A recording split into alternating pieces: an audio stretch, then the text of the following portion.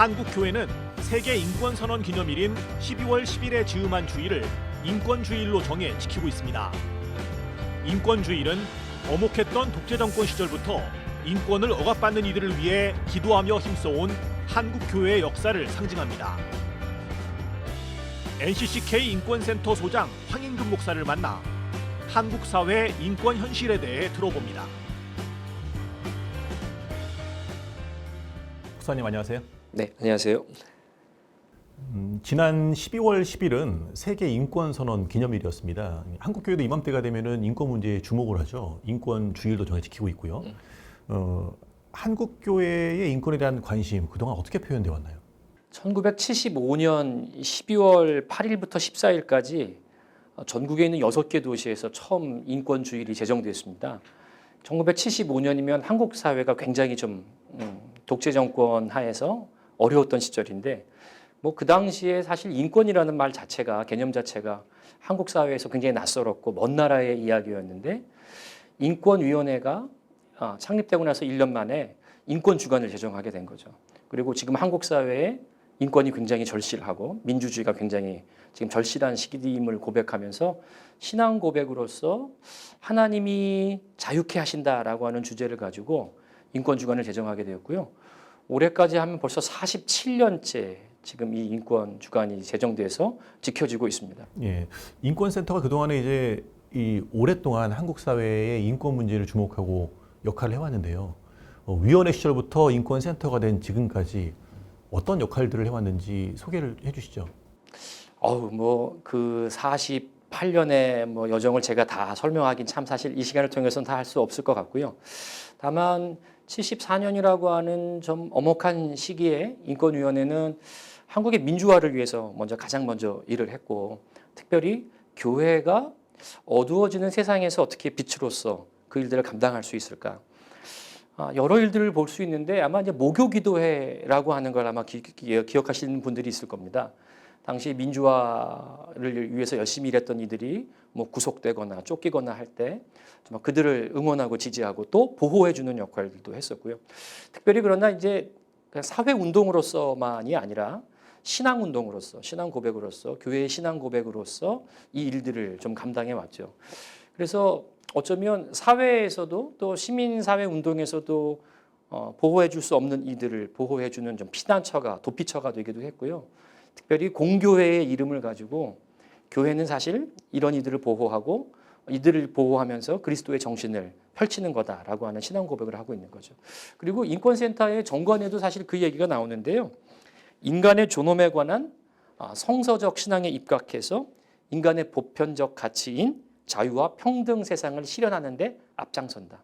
그러니까 인권센터의 일들을, 인권위원회의 일들을 많은 분들이 그냥 시민 어떤 운동이나 또 그런 사회적 운동으로만 바라보시는데 실은 그렇지 않습니다. 인간의 보편적 가치를 실현하는 것이야말로 하나님 나라 운동의 굉장히 중요한 주제고요. 또 인권센터는 그 일들을 지금까지 해왔고 또 앞으로도 해나갈 겁니다. 예. 그 인권센터가 해왔던 여러 일들 중에서 해마다 인권상을 정해서 그 인권 증진을 위해서 또 그 인권을 탄압받는 이들 옆에서 돕는 분들, 다양한 분들을 또 시상해 오는 일들을 해왔잖아요. 네. 얼마 전에도 이제 올해 인권상 시상식이 있었는데 어떤 분들에게 상이 주어졌나요? 올해 인권상 수상자는 그 노동 활동가, 노동운동가이기도 한 김혜진 씨인데요. 전국 불안정 노동 철폐연대 집행위원장이시기도 하고, 이 김혜진 선생은 2000년에 이제 처음 노동운동을 시작해서 2002년에 지금 제가 말씀드린 그 전국 불안정 노동철폐연대를 창립하는 멤버이기도 했고, 지금까지 집행위원장을 하면서 비정규직 노동자들 또 특수직 노동자들, 노조가 없는 환경이거나 아주 척박한 노동 현장에 뛰어들어서 지난 20년 넘게 그 일들을 감당해 왔죠.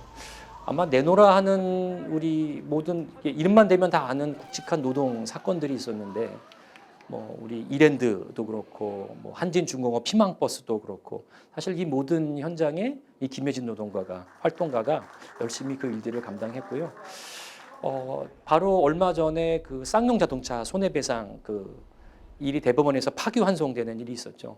사실 이제 그렇게 노랑봉투법이 제정되는 데 역시 큰 역할을 지금도 감당하고 있고 바로 그 일들을 앞장서서 해서 그 일들을 이루어내는데 큰 공헌을 한 것을 저희가 참작해서 인정해서 이번에 인권상을 그분에게 시상하게 되었고요. 특별히 보통 때는 저희가 인권상만 본상만 시상하는데 이번에는 우리 또 한국 사회를 생각하면서 특별상을 좀 제정하게 되었습니다. 그래서 이번 특별상은 아마 대한민국 국민들이 많이들 아실 텐데 TV에 좀 얼굴을 좀 비춰서요. 대구지검 우리 부장검사로 있는 이문정 검사를 좀 이제 시상하게 되었습니다. 또 특별히 이번에 인권 특별상을 시상하게 되었던 것은 우리 돌아가신 박형규 목사님 그 민청학령 사건과 관련된 그 재심에서 보통은 국가가 백지구형을 이제 요청하게 되고 그것들을 따르는 게 관행인데 이문정 검사가 용기 있게 백지구형이 아니라 무죄를 선고했죠. 사실 그 일로 많은 어려움을 겪기도 했는데 그 일들을 잘 감당해 왔고 그리고 그 외에도 여전히 좀 한국 사회에서 검찰 권력이라고 하는 게 다른 사람들이 이렇게 색안경을 끼고 보는데 정의로운 검사의 모습들 그리고 또 정의로운 사회를 위해서 고군분투하는 것이 저기 참작이 되어서 저희가 그걸 인정해서 특별상을 시상하게 되었습니다. 예. 지금 우리가 살고 있는 대한민국의 인권 현실에 대한 소장님의 견해를 좀 듣고 싶어요. 인권센터 소장이시니까 이제 한국 사회 전반의 인권 문제를 들여다보고 계실 텐데 아직도 우리 사회에서 인권 억압받는 분들 많이 있나요? 이제 사실 어느 정도 한국 사회가 민주화가 이제 제도적으로 실현되었고 많은 부분 선진국으로서의 그 역할들을 감당하고 있긴 하죠. 그러나 뭐 사실 그건 아직 어느 정도입니다. 여전히 요즘 또 이 장애인들 그 지하철 타기 또 어떤 그런 시위 때문에 불편을 호소하는 분들도 있는데 여전히 지하철 한 번 타는 거, 버스 한 번 타는 게 어려운 장애인들이 있죠. 그리고 특별히 발달 장애인들 같은 경우 그 책임을 오롯이 가족들이 개인들이 떠안아야 하기 때문에 사실 비극적인 일들이 일어나기도 했습니다. 그 외에도 여전히 비정규직 노동자들의 현실은 참혹합니다. 그들이 열악한 근무 환경부터 시작해서 노동자로서의 기본 권리를 보장받지 못하고 있는 것들을 우리가 다 알고 있죠. 그리고 실은 제일 좀 어려운 것은 벌써 한국 사회가 이렇게 민주화가 이루어졌음에도 불구하고 개인의 자유와 개인의 사상과 자유를 재단하게 되는 국가보안법이 피해자들이 여전히 지금 우리 사회에 있다고 하는 것입니다. 특별히 2021년에 인권센터에 제보된 사안만 하더라도 14명의 국가보안법 피해자들의 호소가 있었고요. 그 사안들을 보다 보면 아직도 한국 사회가 이런 안보 논리 또는 경제 논리가 올라오면 제대로 그 민주주의가 또 인권이라고 하는 기본권이 작동하지 못하고 있구나 좀 이런 생각을 하게 됩니다. 예. 장애인 이동권 문제 언급하셨는데 아직도 이제 그 장애인 시위를 바라보는 시민들의 시각 중에는 이제 우리의 불편을 초래하니까 좀 불편하게 보시는 분들이 없지 않아 있거든요. 인권 차원에서 이분들의 어떤 그 시위 현장을 들여다볼 때 어떤 시각으로 이 시위를 바라보는 것이 좋을까 좀 고민이 되거든요. 이제 불편이 딱 다가오면 이제 나에게 그 불편이 오면은 많은 사람들이 이제 그 불편함 때문에 이거 잘못된 거 아니냐 뭐 이런 생각들을 하게 되긴 하는데요. 사실 저는 이 사안이야말로 우리 한국 사회의 성숙함을 보여주는 지표가 아닐까. 그러니까 단 한 사람이라도 제도적 모순이나 아직 미비함 때문에 불편을 겪게 되거나 그 어려움에 처하게 된다면 사회는 그 한 사람의 권리를 찾아줄 수 있어야 합니다. 그렇지 않으면 나중에 언제고 사실 그 불편의 또 다른 당사자가 되고 차별의 그 당사자가 되는 건 우리 본인일 수 있는 거죠. 한 사람의 문제를 그냥 넌 소수니까 그냥 조용히 하고 있어라 라고 지나간다면 그 사회는 사실 점점 정글이 되고 말죠. 정말 중요한 것은 그러니 그 한 사람의 권리를 찾아주는 것. 저는 특별히 성경에서 예수님이 그 양 한 마리를 찾아서 99을 두고 온 산을 헤매시는 모습을 기억하게 됩니다. 어쩌면 99을 두고 하나를 찾아 나서는 건 비효율적이거든요. 그러나 그 한 마리가 나라고 생각한다면 다르죠. 그리고 그 한 마리를 지키기 때문에 99마리가 안전한 겁니다. 만약에 한 마리를 버렸다면 나중에 99마리도 언젠가 내가 뒤처질 때 내가 여기서 나오게 될 때 또다시 위험할 수밖에 없겠구나, 불안할 수밖에 없겠죠.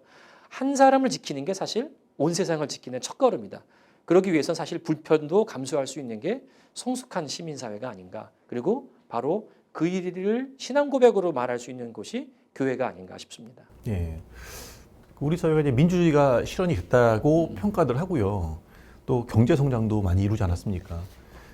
그런데도 불구하고 지금 우리 사회에 여전히 인권 문제 완전히 이제 해소되지 못하고 억압받는 인권이 존재하는 이유는 뭐라고 보십니까? 전 두 가지라고 생각하는데, 첫 번째는 사실 이 분단 현실 속에서 발현되는 안보 논리인 것 같습니다. 아마 전쟁을 우리 경험한 1세대가 여전히 계시기 때문에 그런 것일 수도 있겠는데, 안보 논리가 작동하면 사실 인간의 기본 권리인 이 인권이 작동하지 못하게 되더라고요. 사실 인권은 개인의 권리이면서 또 사회적 책임인데, 어느 순간 안보 논리는 그 모든 것들을 상회하는 것처럼 군림하게 되는 거죠. 그러다 보니까 안보 논리가 작동하는 곳에선 인권이 제대로 작동하지 못한다. 두 번째는 경제 논리인 것 같은데, 전 사실 이게 더 심각한 것 같습니다. 오늘날 한국 사회의 모든 기준을 경제적 가치로 잡는 게 있어요. 실용적이냐, 그것이 이익이 되느냐에 따라서 다른 모든 가치들이 그 밑으로 내려가게 되는 거거든요. 근데 이거야말로 지금 어쩌면 한국 사회, 우리 시대의 발전을 발목을 붙들고 있는 것 아닌가. 이 경제 논리와 안보 논리보다 더 중요한 것이 있습니다. 저는 사실 그게 교회의 가치라고 생각하는데, 교회는 하나님 나라의 가치를 가장 중요하게 여기거든요. 하나님 나라라고 하는 것은 결국 하나님의 통치에 대한 얘기인데, 하나님의 통치는 한 사람 한 사람을 소중히 여기고 그 사람이 온전하게 살아갈 수 있는 모든 길을 열어주는 것이죠. 우리는 경제 논리나 안보 논리가 우리 삶의 신앙 고백이 되어서는 안 됩니다. 그리스도께서 뭐라고 하셨는지, 함께 울어주라고 했으면 함께 울어주고, 그 사람 곁에 있어주라고 했으면 곁에 있어주고, 이익보다 생명을 우선시하는 거, 어떤 우리 안에서 나타나는 소비보다 우리가 더욱더 귀하게 여겨야 할 분명한 신앙 고백이 있다고 하는 것을 우리가 기억하고 그 길을 걸어가야 할 것 같습니다. 예. 아까 이제 말씀 중에 성경 구절도 언급하셨는데, 신앙적 차원에서 교회와 그리스도인들이 인권 문제에 관심을 가져야 할 이유, 뭐라고 설명하시겠습니까? 하나님이 사람을 처음 지으실 때 이제 당신의 숨결을 넣어 주셨잖아요. 그리고 형상대로 해주셨다고 하는 거죠. 그러니까 인간의 권리라고 하는 인권이라고 하는 것은 인간의 존엄함을 말하는 거고, 인간의 존엄함이야말로 성경이 말하는 아주 중요한 가치죠. 저 사람이야말로 하나님의 형상이 담긴 또 다른 하나님의 모습입니다. 마태복음 25장에 보면 우리가 흔히 최후의 심판의 한 단락이라고 말하는 마지막 때 예수님이 오셔서 세상을 판결하시는 장면이 나오는데요. 거기서 보면은 예수님께서 양으로 분류하시는 분들, 그 다음에 또 염소로 분류하는 이들이 나옵니다. 근데 그 기준이 참 재밌어요. 너는 내가 줄일 때 나에게 먹을 것 주었고, 내가 목마를 때 마실 것 주었고, 내가 나그네 되었을 때 나를 영접하였고, 내가 헐벗었을 때 옷을 입혀 주었고, 내가 병들었을 때 돌봐 주었고, 옥에 갇혔을 때 찾아와 주었다. 근데 그러자 그 양으로 분류된 이들이 그렇게 말합니다. 주여, 우리가 언제 그랬습니까? 사실 이야기는 그랬더니 그 지극히 작은 사람 하나에게 한 것이 곧 나에게 한 것이다. 지극히 작은 사람 하나에게 하는 것은 곧 하나님께 하는 것이죠. 인권은 사회운동의 한 가치가 아니라 신앙운동의 가장 본질적인 겁니다. 그 토마스 머튼 신부님이 언젠가 뉴욕 맨하탄 사거리를 지나가다가 그 사거리에서 신호가 바뀌어서 사람들이 그 건널목을 건너는데 그 모든 사람들이 그리스도로 보였다라고 하는 신앙 고백을 한 적이 있었거든요. 사실 그게 신앙의 아주 진수입니다. 모든 사람의 얼굴에서 하나님의 얼굴, 그리스도의 형상을 바라보는 것. 그러니 인권을 지키는 것은 신앙 고백의 정말 진수고, 우리는 그 일을 감당하라고 또 그 직무를 부여받은 사람들인 것을 꼭 기억해야 할 것 같습니다. 예. 그런데 그 말씀을 바탕으로 지금 한국 교회를 한번 좀 보시면 어떻게 평가할 수 있을까요? 인권 문제에 대해서 교회가 가지고 있는 인권 감수성 얼마나 된다고 보십니까? 그러니까 인권 감수성이라는 말이 실은 매사에 우리가 그 사람이 어떻게 반응할지, 그 사람을 어떻게 대하는지를 점검하는 것이 인권 감수성이죠. 이제 그 사람을 온전한 존재로 바라보는 것이 필요하고 사실 교회가 저는 그 일들을 등한시하지 않았다고 생각합니다. 다만 오늘날 우리 안에 있는 가장 그 본질적인 인권 감수성을 좀 발목을 잡고 있는 것들이 몇 개 있는 거죠. 우리 안에 그 교리라고 하는 것으로 우리가 방패 삼게 되는 그 방어 본능들이 어쩌면 이 교회가 가야 할 길에 조금 발목을 잡고 있지 않나? 특별히 저는 계속 성경 말씀을 너무 많이 하게 되는 것 같은데 예수님이 마지막 우리에게 주셨던 그 대사명을 좀 기억합니다. 거기서 보면 예수님이 너희는 그들에게 가서 그다음에 그 가서라는 말 속에서는 땅 끝까지 이르러 모든 사람들을 제자로 삼고 아들과 아버지와 성령의 이름으로 세례를 주고 내가 너에게 분부한 것들을 가르쳐 준 것들을 그들에게 가르쳐 주고 지키게 하라라고 말씀하시는 거죠. 가서 그 땅 끝까지 이르러서 그 모든 사람들을 받아들일 수 있는 게 사실 주님이 우리에게 주셨던 사명인데 오늘 우리는 사실 땅 끝은커녕 내 곁에 있는 사람도 때로는 장벽을 치고 또 우리 안에 있는 또 다른 판단 기준을 가지고 그 사람을 차별할 때가 있는 거죠. 한국 사회에서 어느 날 쓰지 말아야 할 말들이 몇 개 생기기 시작했습니다. 뭐 소수자 문제 이런 말들 쓰면은 서로 마음들이 불편해지기 시작했는데요. 저는 정말 중요한 건 그리스도께서 우리에게 그러면 어떻게 하라고 하실까? 그리고 우리가 그리스도의 말씀을 지킨다고 하는 게 무엇일까? 저는 어쩌면 아직 여전히 한국 교회가 조금 앞으로 나아가지 못하고 있는 연약함이 있긴 하지만 그러나 또 그 반대편에는 뛰어넘지 못했던 모든 것을 뛰어넘으면서 자기 헌신을 하면서 다른 사람을 살려왔던 또 그 역사도 있다고 생각합니다. 그러니 희망도 있죠. 분명히 희망이 있고 지금이 조금 그 부분에 대해서 좀 아쉬운 부분이 있지만 반드시 이건 해결되리라고 생각합니다. 예. 사람의 생명이란 관점에서 생각을 해보면 그 인권은 이제 결국에 사람의 생명에 관한 거니까요. 인권 문제를 좀 폭넓게 생각하고 적용해야 될 측면도 있을 것 같아요. 예를 들어서 최근에 벌어졌던 그 아픈 사회적 참사라든가 또 이상기후로 인해서 희생당하는 분들 이런 분들의 문제도 우리가 인권적 차원에서 한번 고민해봐야 되지 않을까도 싶은데 어떻게 생각하십니까? 기후 위기 이야기를 잠깐 하셔서 그런데 이번에 그 이제 갑자기 집중호우가 있으면서 강남에 아주 많은 특별히 그쪽에 있었죠. 특별히 그 중에서 반지하에 사는 발달 장애인을 둔 가정이 그 안에서 큰 참사를 겪게 됐죠. 결국 기후 위기는 경제적 약자들에게 쏟아지는 것을 우리는 바라보게 됩니다.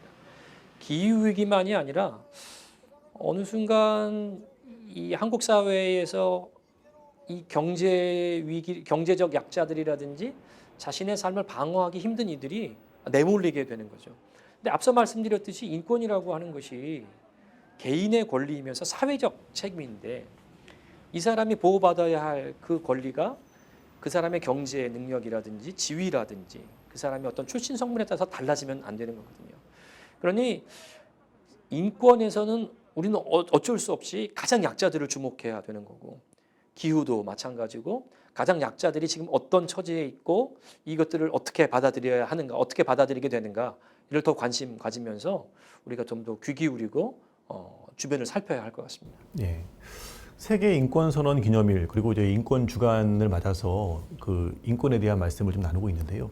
끝으로 한국 교회와 성도들 인권에 대해서 어떻게 생각하고 또 생각만으로는 또 부족하지 않겠습니까? 살면서 어떻게 또 실천하면서 살아가는 것이 좋을지 권면의 말씀 한 말씀 해주시죠. 우리가 이제 그리스도인이라는 말을 하는데 그리스도인이라는 말의 그 속뜻이 그 길을 걷는 사람들이랍니다. 그래서 그 길은 예수 그리스도의 길인 거죠.